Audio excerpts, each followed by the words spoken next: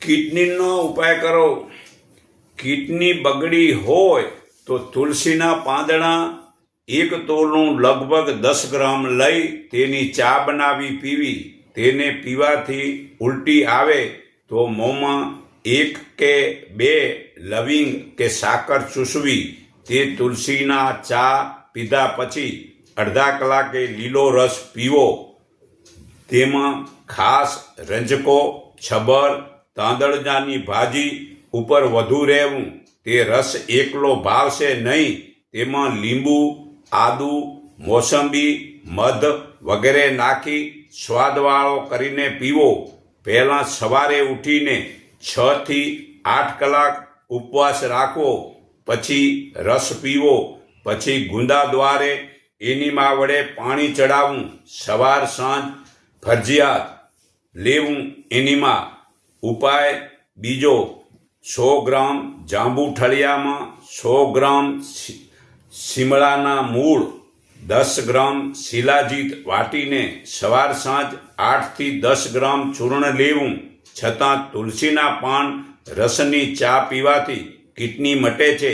Kidney કામ ન કરે ત્યારે લોહી બગડે છે અને કિડની ઓછું કામ કરે અને લોહીમાં ક્રિએટિનની માત્રા વધારે લાગે છે. ડૉક્ટર પાયલેટિક્સ કરવાની સલાહ આપે છે અને પછી કિડની બદલાવાની સલાહ આપે છે. માટે બંને હથેળીના બધા જ આ બિંદુને આમ 5-5 મિનિટ સારવાર કરો.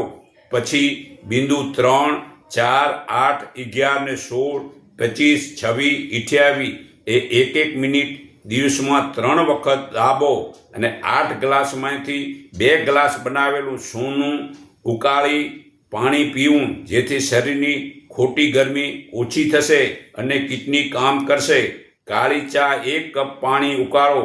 તેમાં 1 ચમચી પત્તાવાળી ચા નાખો. પાણી અડધો કપ રહે ત્યાં સુધી ઉકાળો. આ ચામાં દૂધ કે ખાંડ નાખવું નથી. તેને ગાળી પછી તે અડધા કપ કાળી ચામાં અડધો કપ માટલાનું પીવાનું પાણી નાખી ગરમ ચા 12 થી 15 દિવસ પીવી તો કિડની પાછી કામ કરતી થઈ જશે. અને ડૉક્ટર પાસે જશો તો ડૉક્ટર ધીરે ધીરે મતલબ કે કિડની બદલાવવાનો ધંધો કરશે અને ઉપરથી પૈસા ખર્ચવા પડશે. તો આ કિડનીનો ઉપાય કરી અને મતલબ કે રૂપિયા ખોટા ડૉક્ટર પાસે ન પડાવો.